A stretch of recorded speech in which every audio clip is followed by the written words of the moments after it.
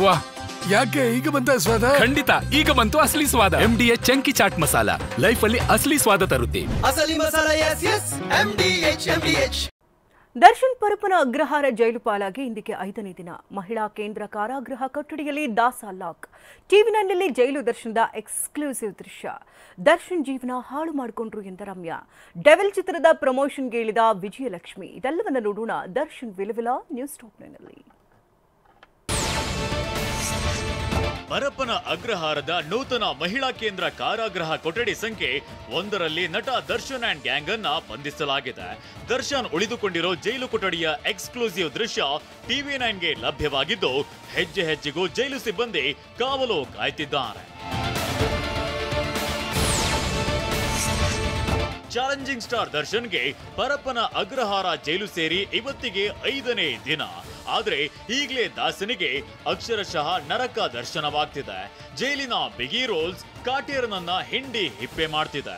ಕಳೆದ ಬಾರಿ ಪರಪ್ಪನ ಅಗ್ರಹಾರದಲ್ಲಿದ್ದಾಗ ದರ್ಶನ್ಗೆ ರಾಜಾತಿಥ್ಯವೇ ಸಿಗ್ತಿತ್ತು. ಜೈಲಿನ ಆವರಣದಲ್ಲಿ ರೌಡಿಗಳ ಜೊತೆ ಕೂತ್ಕೊಂಡು ಕೈಯಲ್ಲಿ ಟೀ ಕಪ್ ಹಿಡ್ಕೊಂಡು ದಮ್ ಹೊಡೆಯುತ್ತಾ ದರ್ಬಾರ್ ಮಾಡಿದ್ದ. ಆದ್ರೆ ಈ ಬಾರಿ ಯಾವುದೇ VIP ಟ್ರೀಟ್ಮೆಂಟ್ಗೆ ಅವಕಾಶವಿರಲ್ಲ.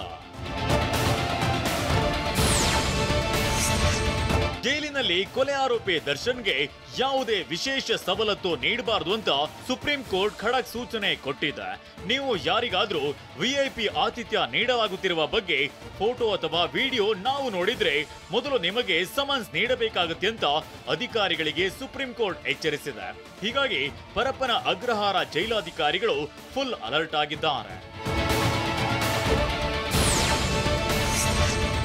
ದರ್ಶನ್ಗೆ ಜೈಲಿನ ಮೆನುವಿನಂತೆ ಊಟ ತಿಂಡಿ ನೀಡಲಾಗ್ತಿದೆ.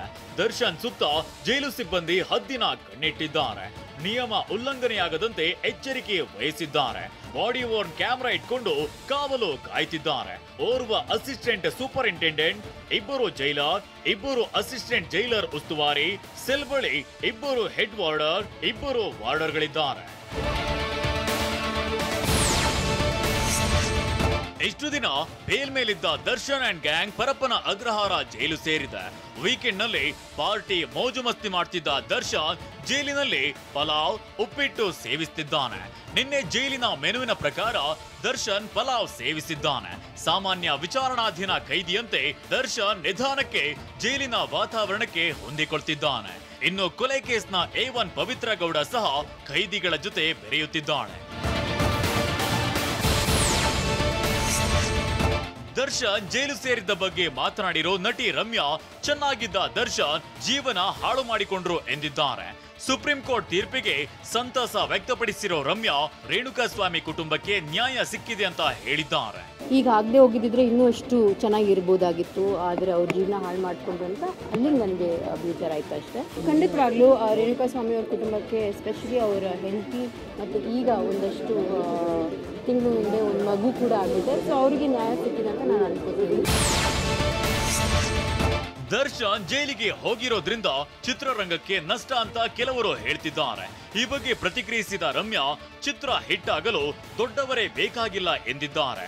ಸೂಪ್ ಫ್ರಮ್ ಸೋ ಸಿನಿಮಾ ಉದಾಹರಣೆ ನೀಡಿ ಟಾಂಗ್ ಕೊಟ್ಟ ರಮ್ಯಾ, ಕೇವಲ ಸ್ಟಾರ್ ನಟರ ಸಿನಿಮಾಗಳು ಮಾತ್ರ ಓಡುತ್ತೆ ಅಂತೇನಿಲ್ಲ.